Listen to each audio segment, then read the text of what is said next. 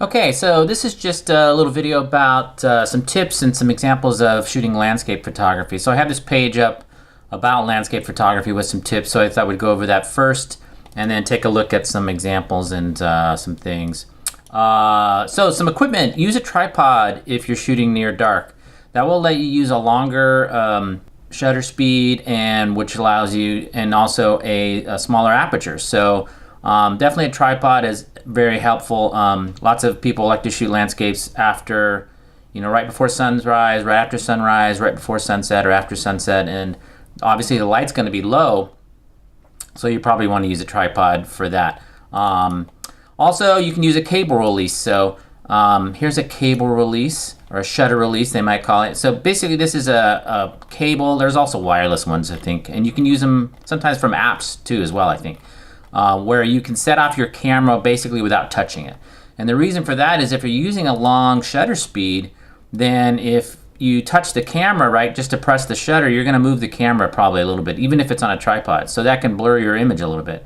So just to avoid touching your camera, you can use a cable release. Another option, if you don't have a cable release, is to use the camera's timer. So you set the timer on the camera, press the shutter, and then your hand is off of it when it goes off, so it's not going to shake from your camera your hand touching it. There's also some apps that can help as far as with the light, to check light angles and things.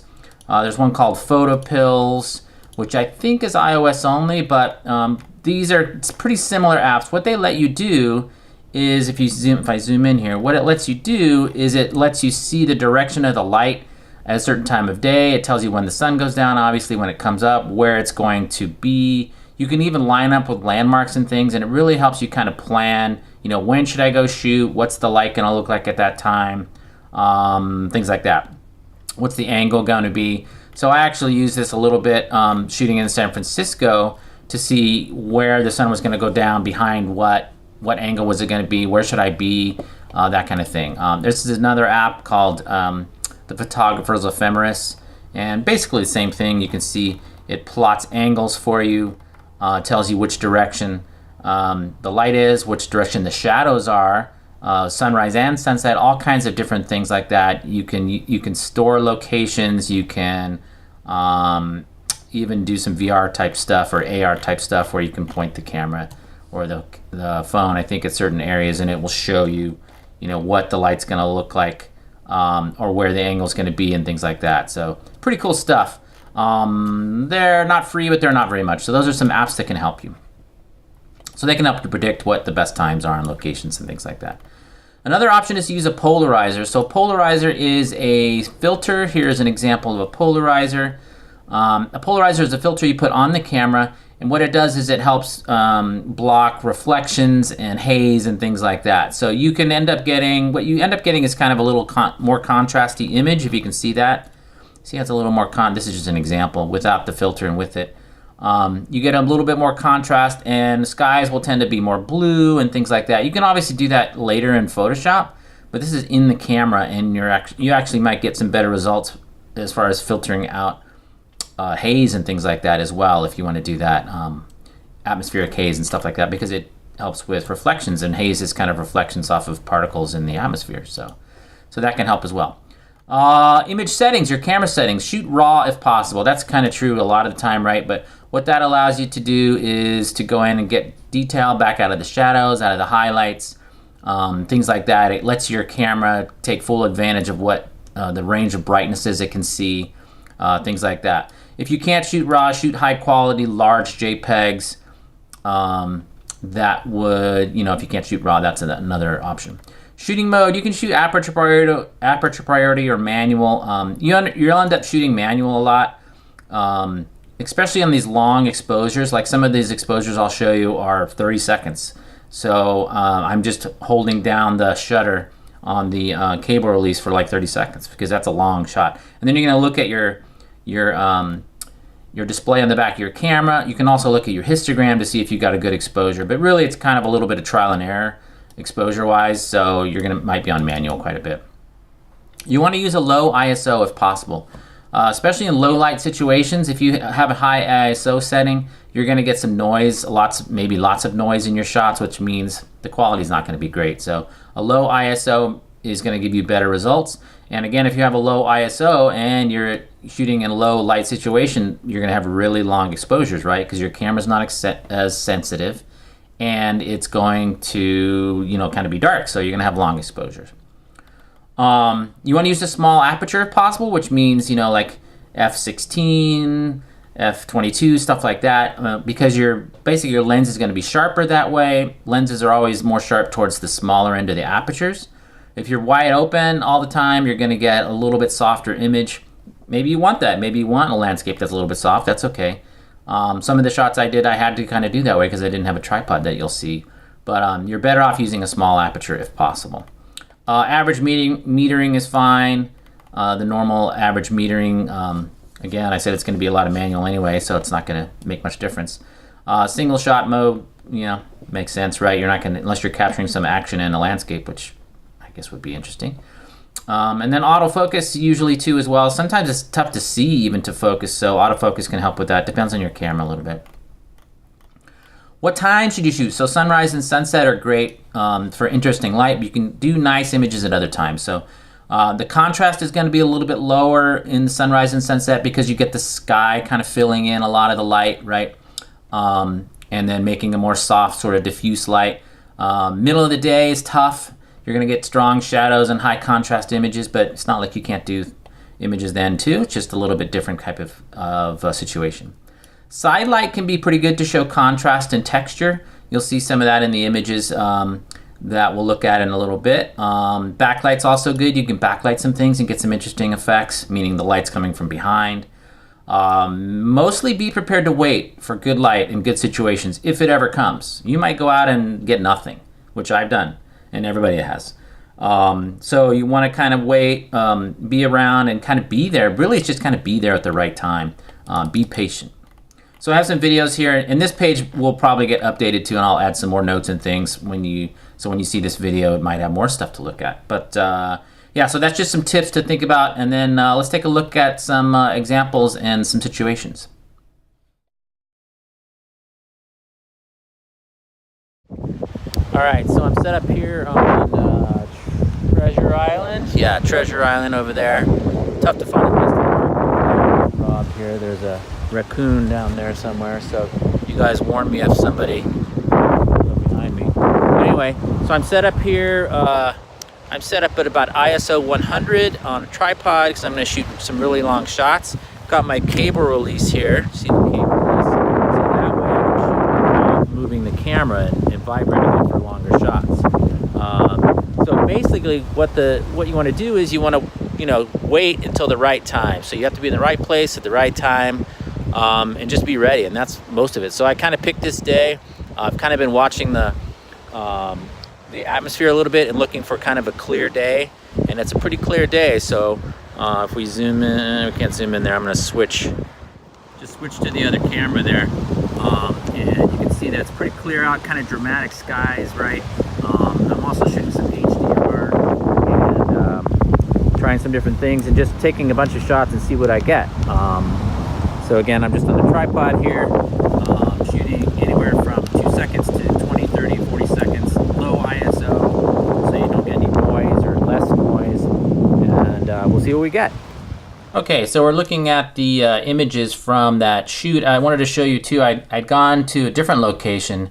So here's the locations I was at. The first set I'm going to show you, I shot from over here in Oakland back towards San Francisco, and the conditions weren't that great. And then the ones I just showed you the video for, I was kind of over here near Treasure Island, Yerba Buena Island, and shot back this way, and the conditions were much better. So that's what I meant by you kind of have to wait for the right time or catch the right time. So here are the shots that I did the first time, and obviously there was kind of fog rolling in, and it was pretty indistinct, and that is not probably a super exciting photograph.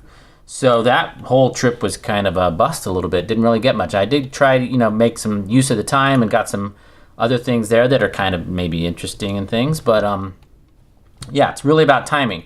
So here are some other shots too. I did at different times. This is from Alameda and much farther away. So it's kind of, there's a lot of atmospheric haze in there, and it was very dark. And so there's a lot of noise in there. You can probably see the noise in that.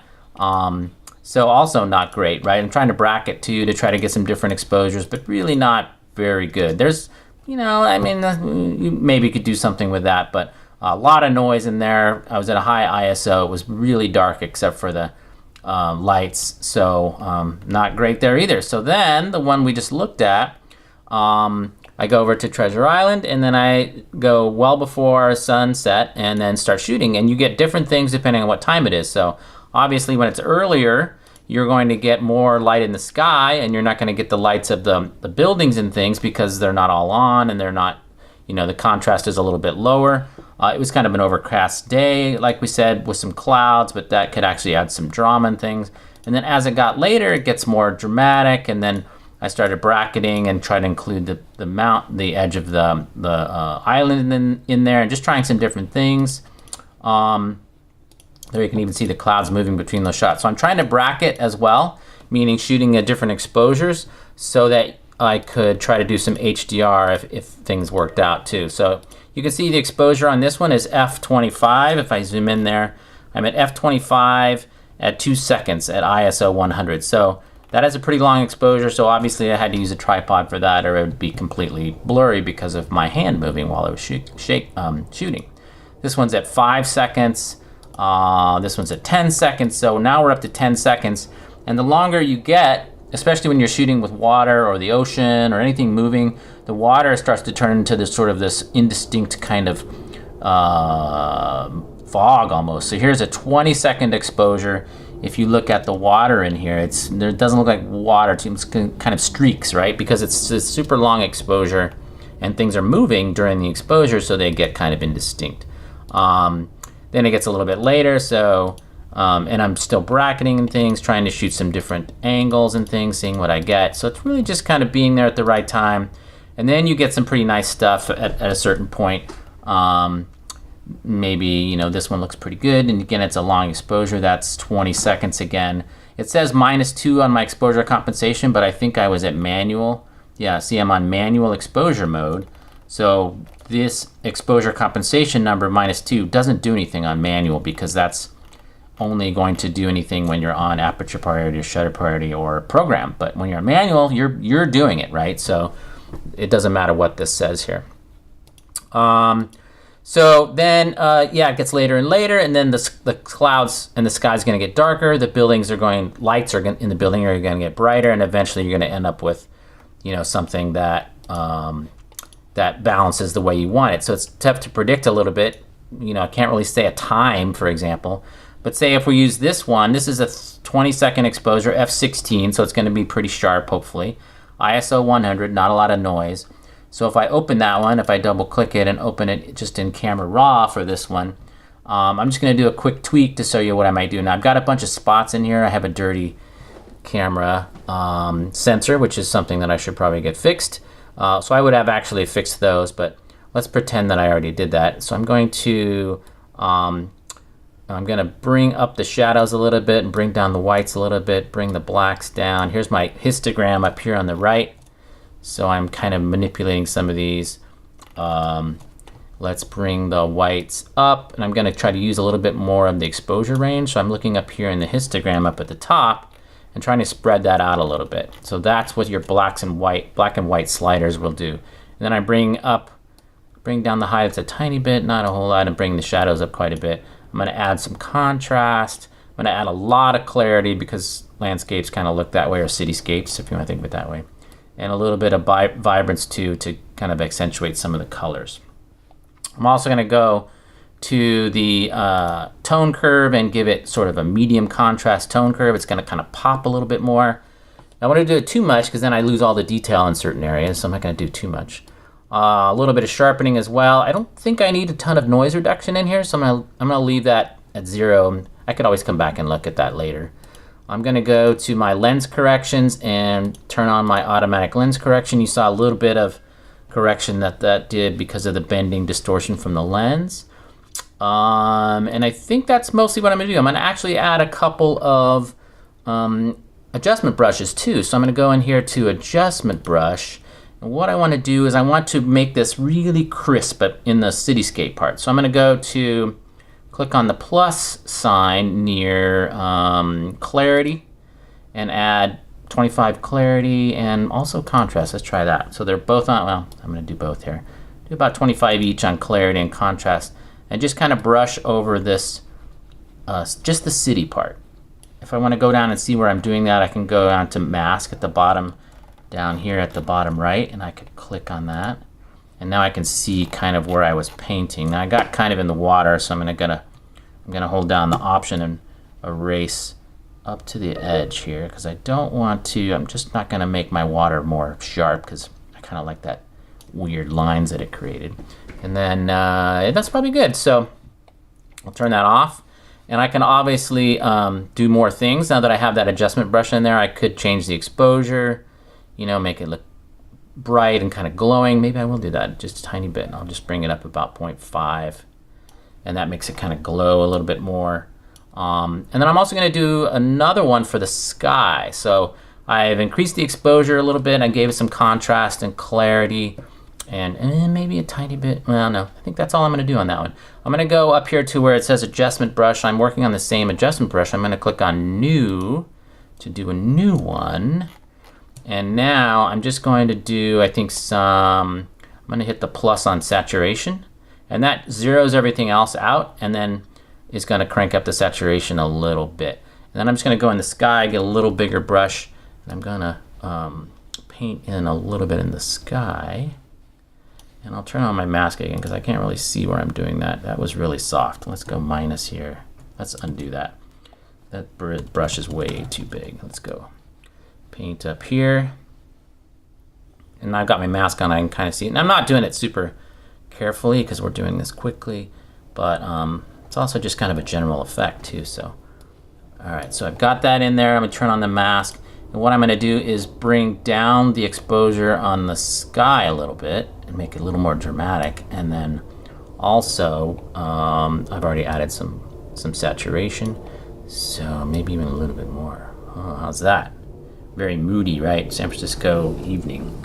And I kind of want a little bit brighter down here in the water. I like the water the way it is, but I like to see just a little bit more of the glow in there, or sort of this hazy, indistinct thing. So I'm going to go to new again.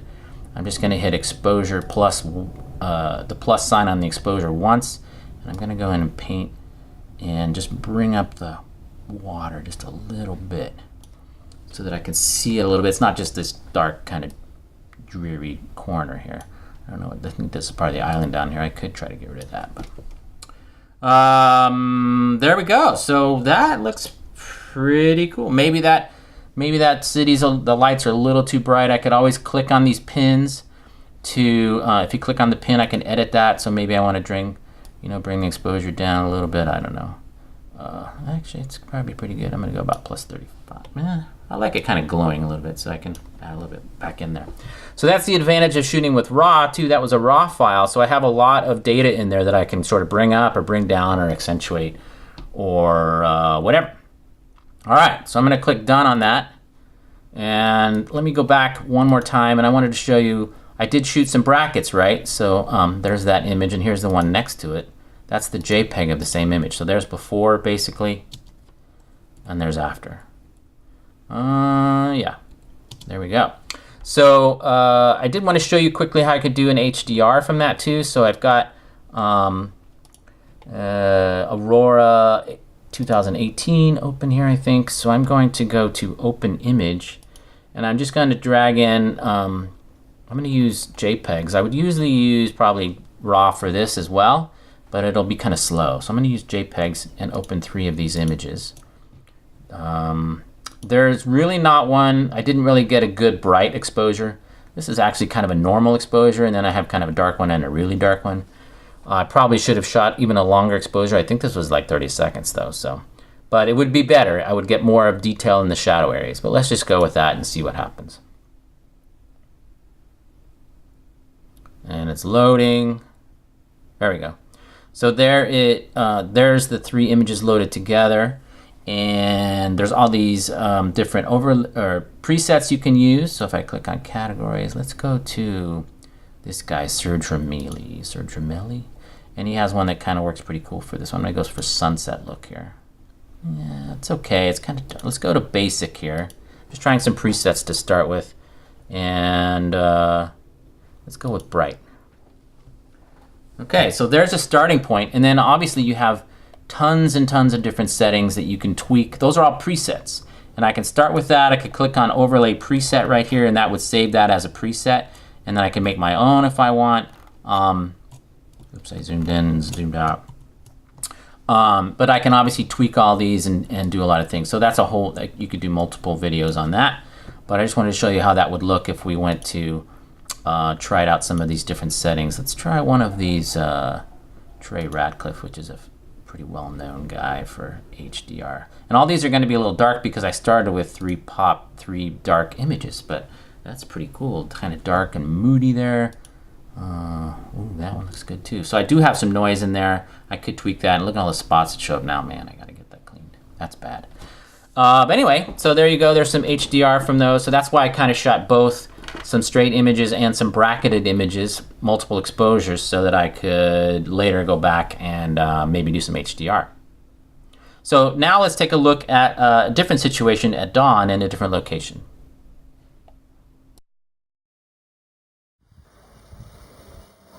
All right, so I'm here in Montagnone, Italy at about 5 in the morning before dawn, trying to do some landscape photography. It's a good time, but I kind of need a tripod, but I'm going to see what I can get for you guys. It's not too bad out here, huh? So we'll see what we can get. So the problem with shooting without a tripod is you have to use such a high ISO at dawn that it can degrade the image quality a little bit. So a tripod is better because you can use a really long shutter speed that can keep you from doing any camera shake or anything like that. And it really helps out, especially for this kind of stuff where it's pretty low light, pretty early in the day.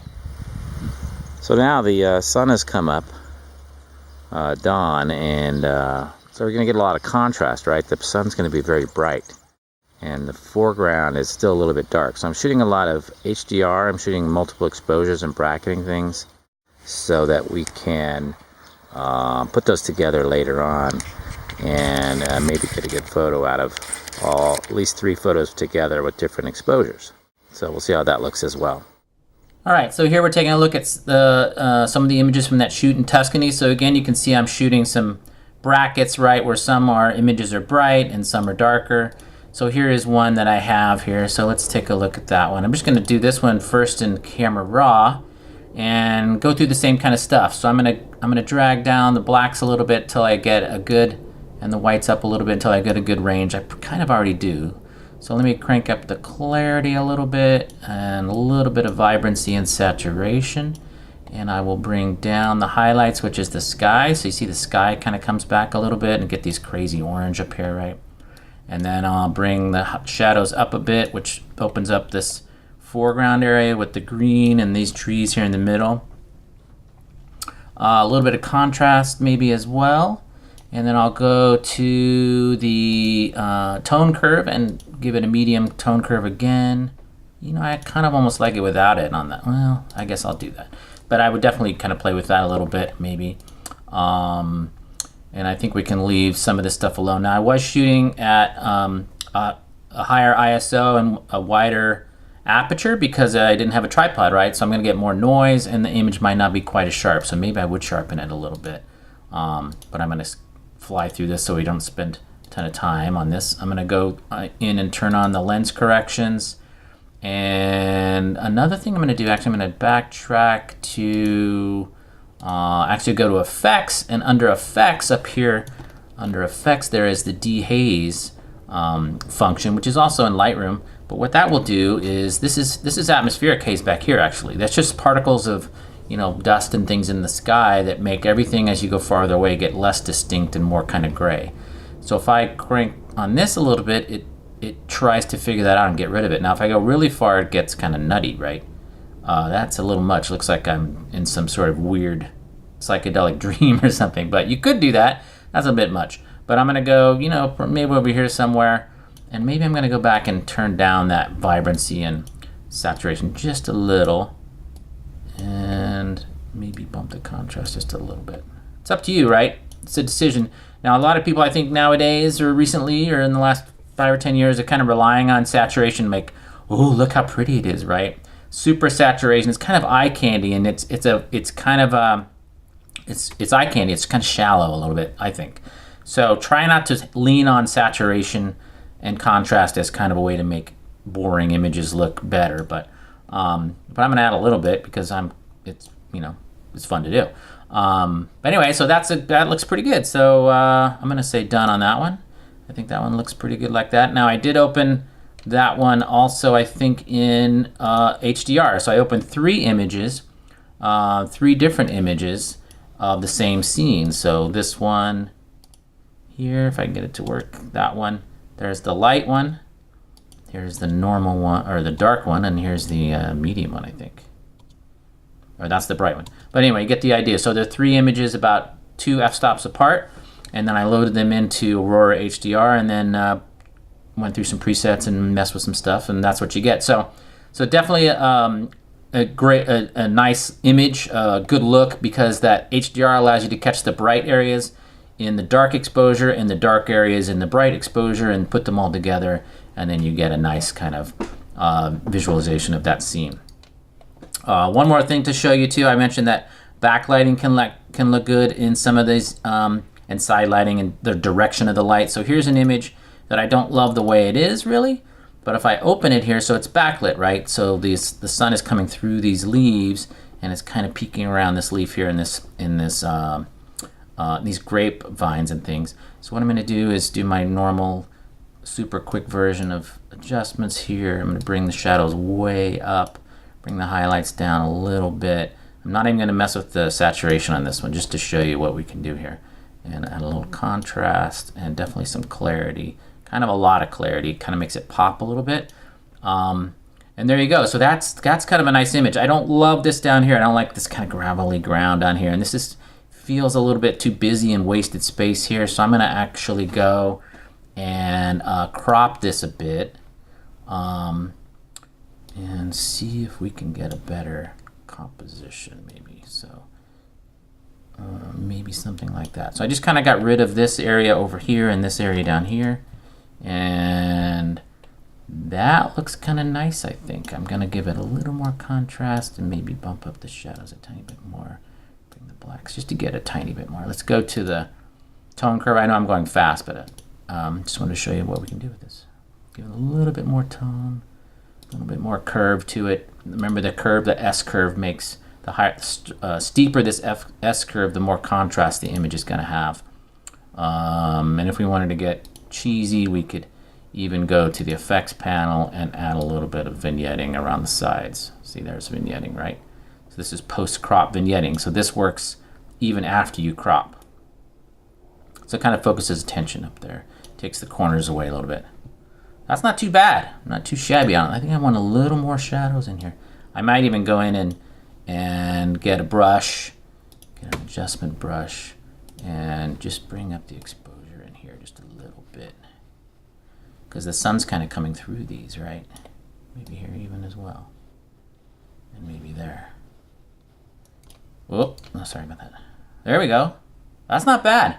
So I started with an image that I didn't really love that much, and this is kind of a nice shot right now, I think. So just to show you just different techniques, different things you can do, both before shooting and after. But again, really, it's kind of like getting up at 5 o'clock in the morning, going outside and shooting, right? And finding a nice spot and waiting for the right time and shooting a lot, and then figuring out later a little bit what's going to work. But there you go. There's some tips and suggestions on landscape photography.